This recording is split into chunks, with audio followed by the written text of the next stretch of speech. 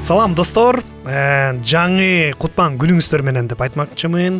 Мен бул жакта жалгыз эмесмин, албетте. Аку ар дайым жанымда, мага жардам берип, акылдашып мен менен дегендей. Силер менен дагы акылдашып, ушул маанайыңарды көтөргөнгө даярсыңбы, Аку? Албетте даярмын. Досторубуздун баардыгына тең ысык салам. Кандайсыздар? Маанайыңыздар жакшыбы? Кутман күнүңүздөр менен. Бүгүн кесиптеш күн санагы 7 январды көргөзүп турат. Анан бул майрамда көбүнчө протестанттар, католиктердин көпчүлүгү Рождество майрамын белгилешет эмеспи? Ооба. Анан негизи бүгүнкү күнгө башка темабыз бар болчу. Анан мен ойлоп койдум, ошол Рождество жөнүндө карап көрбөйлү. Бул эмне болгон майрам негизи? Мааниси эмнеде? Эмнеге майрамдашат? Бул жөнүндө карап көрбөйлү. Кандай дейсиң? Келгиле. Карайбыз, баарына кызык эле болот болуш керек. Айт майрамында негизи эмнеден улам айт деген сөз калганын карап өтөбүз, Жаңы жыл жакында келатканда жаңы жыл жөнүндө сөз кылганбыз, Эми бул дагы көпчүлүк ушул европеец улутундагылардын баары тең укмуш майрамдашат, славяндар укмуш майрамдашат. Анан биз дагы бир карап коелучу эмне болгон майрам экенин. Ооба, негизи бүт дүйнө жүзүндө бул майрам жолугат. Анан Кыргызстандагы тышкары эмес бул нерседен да. Баарыбыз эле билгендей, бизде православный же христиандар да көп эле. Ошон үчүн бул майрамды дагы мындай айтканча чоң майрам деп эсептелинет, Мен кичинекей кезимде ушул негизи ойлочумун, ошо чокунган машаякчылар жана христиандар эле майрамдайт болуш керек деп, жана баягы чоңоюп, элдер менен таанышып, дүйнө көрө баштаганда, жок, америкалыктар деле, италиялыктар деле, булар деле, тигилер деле баары майрамдай турбайбы? Кызык болот. Мага да кызык болуп калды да, эмнеге майрамдашат деп.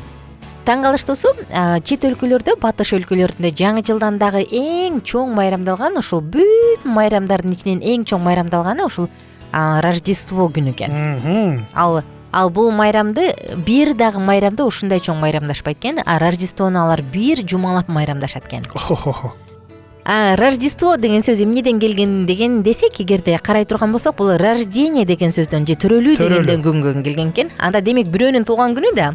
Кимдин туулган күнү дегенде бул Ыйса Машаяктын туулган күнү деп белгилешет экен. Ошон үчүн 7 январь деп эсептелип калган экен баарында. Машаякчылар үчүн Рождество бул адамзатты баштапкы күнөөдөн куткарган ымыркай Ыйсанын туулган күнү. Ошондуктан бул майрам биз үчүн өтө маанилүү деп белгилешет экен. Тагыраак айтканда, баягы адам катары төрөлдү, адам катары убадаланган куткаруучу берилди. Кудай башында эле Адам ата менен Ово эне күнөөгө жыгылганда эле мен силерге куткаруучу жиберем деген күн ошол убада орундалды деп туруп анан өзгөчө майрамдашат экен. Кызык, Кызык. Мен да бир жерден окудум эле, ошол төрөлгөн убакыты кандай сүрөттөп бергени, ошол окуясын караганда негизи төрөлгөн убакыты менен саатынын белгисиз болуп турат. Ал бирок ушул учур келген да. Болжол менен учурлар. Анан болсо ушул ымыркайдын төрөлүшүнүн убагында негизи майрам кылып тозуш керек болчу экен, бирок ошол убакытта майрам эмес болуп эле 3 эле киши келип анын төрөлгөн күнүн мындай айтканча куттуктап кетти да. Ошо 3 эле мындай айтканча. Ким экен ал 3 киши? 3 чыгыштан келген окумуштуулар болчу экен. Данышмандарбы? Данышмандар, орусча мудрецы деп коет эмеспи эле. Алар болсо келип, ошо Исаны таап, жылдыздардан ушундай жазылып турат. Жылдыз колдоп келип, аны таап, төрөлгөн жерине келип, анан ар кандай аларга болгон белектерин берип кеттир да, мындай айтканча. Тасмасы да бар эмеспи? Тасмасы да бар. Бул белгилүү эле окуя го деп баары. Айтпа, баары эле билет болуш керек. Муну өзгөчө ушул жаңы жыл алдында укмуш көрсөлөт. Жана Мария апасы, анан атасынын аты Жусуп болот. Жусуп өкө.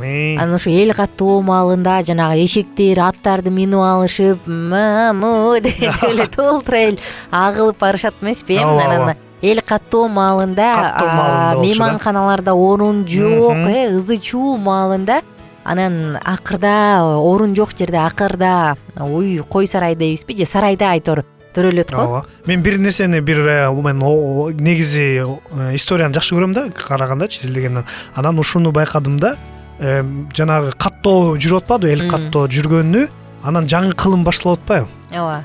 Ошол менен байланыштуу экен да бул. Эл каттоо жүргүзүп, анда Римдик империя болсо чоң эмес беле. Ошол дүйнө жүзүндө басып турган кез убакыты болчу. Алар болсо ошо эл каттоо жүргүзүп, ким канча адам экен келип, ошондон кийин мындай айтканча, бул албетте бул эле себеп эмеспи, андан башка себептери болгон. Ошентип жаңы кылымды башташыптыр да. Ошол Иса Машаяктын келгенин убагы, төрөлгөн убагы, ошол азыр Рождествону айтмакчыдан анан ушул анда бул глобалдуу нерсе болгон турбайбы, ошондо да. убактан жаңы кылым башталды дейт. Демек, могу биз жашап аткан 2020-жыл, демек, Ыйса Машаяктын төрөлүшү менен анан башталды десек болот. Ошондой айтып койсо болот экен. Чынында ага чейин ошол эл каттоо жок болуп, ал башка сандар кетчи, башка менен карашчы, анан кийин ошо эл каттоо жүргүзүп, баарын караштырып, анан Римдик империя ушундай кетирип, анан жаңы кылымды баштайбыз деп туруп, анан башташкан экен да. Демек, биздин албетте ошол учурда эмес, ошол төрөлүү учурда эмес, андан кийин башталган да, кийин убакыт өткөндөн кийин. Бирок эми 1-2-3 жыл айырма эчтеке эмес да. Ооба. Демек, биздин заманга чейин, анан биздин замандын деп доор экиге бөлүндүрүбүз да. Ошол убакта. Кызык. Негизи мунун мааниси эмнеде дегендечи, кай бир өлкөлөр 25 декабрда белгилешет экен, кай бир өлкөлөр 7 январда белгилешет экен. Бул латын тилинен которулгондо Нативитас же болбосо төрөлүү деп которулат экен. Бул майрам өзүчү төрөлүү деп. Анан Назареттик Ыйсанын туулган күнүн дүйнө жүзү укмуштуу майрамдашат. Анткени жогоруда айтылгандай эле, бул Кудай бизге убадаланган куткаруучуну берди дешет экен. Анан элдер таң калышы мүмкүн экен да, кантип эмнеге депчи, бирок чындыгында карап отурсаң, бул кыздан төрөлгөн Ыйса Машаяк, анан Кудайдын рухунан бүткөн, демек Кудай убадаланган куткаруучу дешет экен. Бул ичинде үй бүлөдө негизи Рождествону бул үй бүлөлүк майрам деп аташат экен.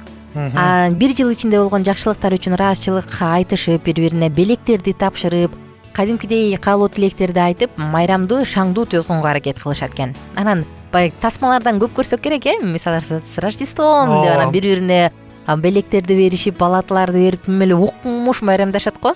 Жаңы жыл тоскондой эле сыяктуу болот турбайбы? Негизи бар го, убакыт өткөндөн кийин эски жылды узатат го.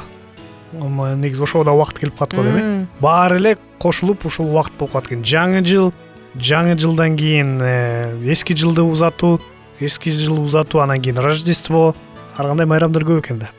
Негизи бир учурда Библия боюнча Рождествону белгилебей эле деп кайсы бир башчылар бир өлкөдө ушундай чыгарышыптыр да. Муну ким десең, пуритандар Рождествону жокко чыгарууга аракет кылып, анан аны белгилебей эле дешиптир. Бирок ошого карабастан баягы машаякчылар ар кандай куугунтуктарды башынан өткөрүп отуруп, жок биз белгилейбиз, бул биздин майрам деп, мындай шарттуу түрдө болсо да белгилейт. Эми ким билет, конкреттүү түрдө 25 декабрда төрөлгөнүн же 7 январда экенинчи, бирок бир күндү биз баары бир белгилейбиз. Бул жөн гана ыраазычылык айтуу максатында деп белгилешет экен. Анан кай бир өлкөлөрдө символикалык түрдө балдарга сөзсүз белек беришет экен бул күнү.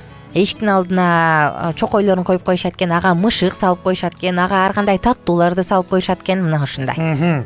Кызык, негизи майрамдардын кеберки майрамдары, биз майрамдайбыз го көп эле майрамдарды. Анан билбейбиз. Эмнеден башталган, кантип жаралган, биз билебиз кантип майрамдашты, эмне кылыш керек, анан кайсы эмеде. Биз негизи майрамдаган жакшы көрөбүз. Негизи жакшы көрөбүз. Бирок мен ар дайым кызык болчу мага, бул майрам каяктан жаралды деп элечи, кантип болгон. Баса азыр дагы ушул Рождествону билбептирмин көпчө эмелерин. Анан азыр угуп атып, анда окуясы кызык турбайбы? Рождество майрамында ар кандай тамактар жейлеткен, салттуу тамактар да бар экен. Бул анда Крисмас майрамынын гастрономиясын жана айтсак. Рождестволук ашканалардын көбүндө жаңгактар менен таттуулар болот экен. Кызыгы палварондор дейт, бул жаңы жылдык буюм. Кичинекей элегенде 2 жүзүм салып коет экен, 12 жүзүм кайсы бир өлкөлөрдө. Куурулган үндүктү жасашат экен. Анан күрүч, түн жарымына чейин мүнөздүү, сөзсүз түрдө тамакка күрүч жөө мүнөздүү дейт. Эртең мененки тамакта, кечки түшкү тамактарда дагы таттууларды көбүрөөк жешет дейт. Кызык. Анан ошол баягы балаты жөнүндө бир сөз кылбадык белек. Германиянын жарчысы Сент Бонифас балта алып, бир атай чагырылдырылган ушул даракты оюп туруп, анан кайсыны алсак деп туруп, бул Кудайдын сүйүүсүн, төлүктүү сүйүүсүн билдирет деп жашыл балатын алган экен. Ошондон улам балаты дагы Рождество майрамынын урматына коюлуп калыптыр. Жакшы достор, кызык. Бул дагы майрамдын кичине маалымат берилип кеттик. Билсеңер мүмкүн билесиңер, билбесеңиздер. Ушундай жакшы майрам бар экен, тоскондор. Бүт дүйнө жүзүндө тозот экен. Анан албетте бизди угуп аткандар бар болсо, анан Рождествону белгилегендер бар болсо, анда майрамыңыздар менен коттоктойбуз. Албетте. Вактыбыз соңуна келди. Кийин дагы угушабыз. Биз менен байланышта болуп туруңуз.